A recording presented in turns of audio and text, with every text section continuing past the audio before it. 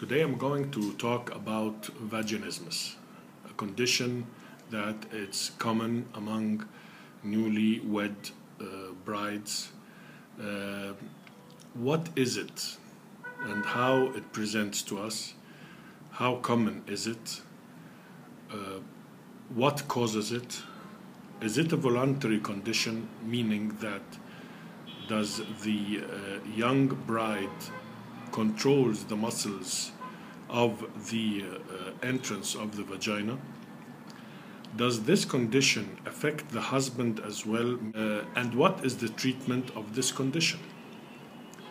Let me first talk about what is vaginismus. Vaginismus is a medical term.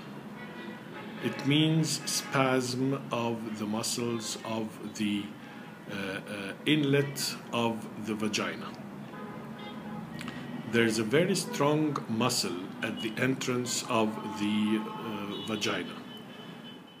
This muscle, when it contracts, it closes the entrance of the vagina.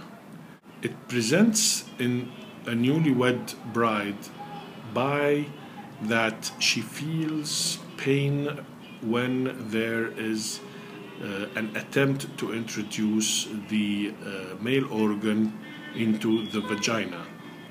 The pain may be so severe that she asks the husband to stop.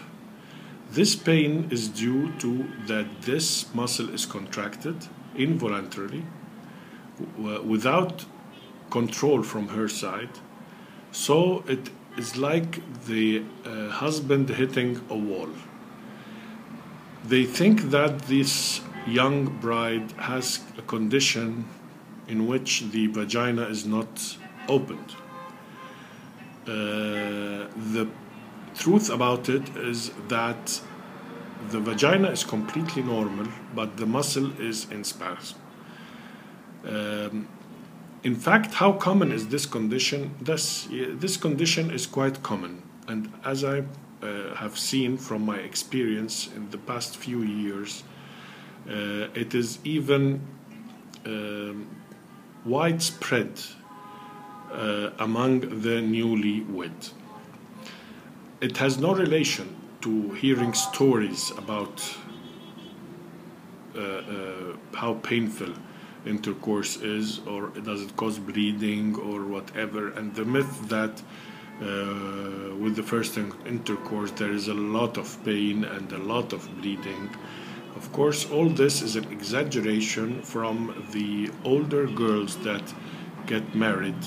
The truth is that this area is adapted for the intercourse, and if there is mild pain that may be exaggerated by the fear from the bride or the newlywed bride of the idea of being penetrated or approaching this area, because in our culture this area is a taboo. You should not allow anything or anyone to come near this area. This is the upbringing of girls in most of our communities, especially in the southern part of our country, in Egypt, where this area should not be approached either by the girl herself or anyone else, and not to get any object near this area for fear of losing the virginity. And virginity is very important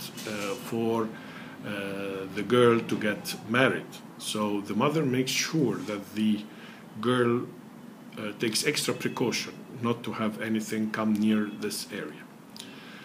The real cause of vaginismus is not known up to this moment.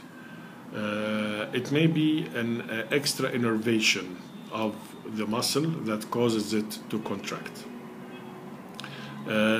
It is the innervation that is present at the opening of the digestive tract, the anus, to close the opening and prevent us to be loose all the time. So this innervation may have affection on the muscle called the bulbocavernosus or the bulbospongiosus, that causes this opening to be closed. What about the husband? Yes, the husband, every time he approaches his wife, she says, "I'm in pain," and she screams and so on. So the husband gets a phobia. Even if he has an erection from the foreplay, as he tries to attempt to have an intercourse, the wife closes her legs or withdraws her body or pushes him or scratches him. So he's involuntarily, he loses the erection. Time by time, the husband thinks that he has a condition himself and goes to consult the doctor. Sometimes the husband comes to me and said, having this episodes repeatedly, I started to lose desire in the process altogether. Even after we treat the wife, the husband refrains from having an intercourse. The treatment mainly is to explain to the couple the anatomy of the area, as I just explained to you, and to slightly build the confidence of the girl that this area or this approach of the area is not painful anyway. This takes about 3 to 4 sessions. We try to introduce very soft, thin dilators, and we gradually increase the size of the dilators. If this does not work, we have innovated a way to inject Botox in the muscle. This Botox helps the muscle to relax completely and to allow intercourse freely. It works within a week, maximum 2 weeks.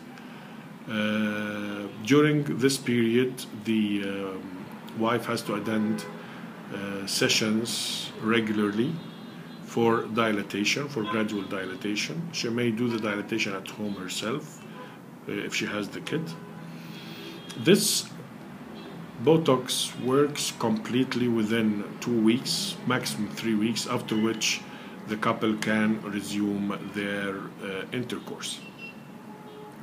I'd just like to add that you have to spread the knowledge about vaginismus in your community and to prevent the malpractice that usually happens to these girls or these newlywed by the some of the doctors who are not specialized in cases of vaginismus, because vaginismus needs a specialized doctor to treat the condition,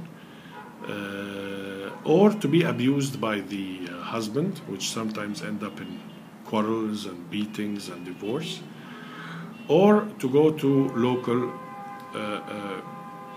clerks or local midwives, the daya, which is not a good practice to do, because it may end up in the young girl's condition be complicated and even hard for us to treat. And above all, treatment of vaginismus is not surgical. We do not cut the muscle by a knife and let it heal by fibrosis, because this ends up in even more pain during later on in life. I have been acquainted with couples being married more than 10 years and still have the condition and living with it. I have attended on wives having given birth, vaginal birth, and hoping that this condition is resolved, and ends up in that the condition is still there after childbirth, because, as I said, it's involuntary spasm, so the muscle goes into spasm again once more.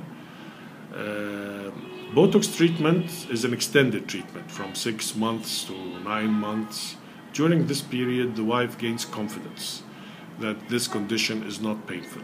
So even after the effect of the chemical goes away, they can resume their marital life.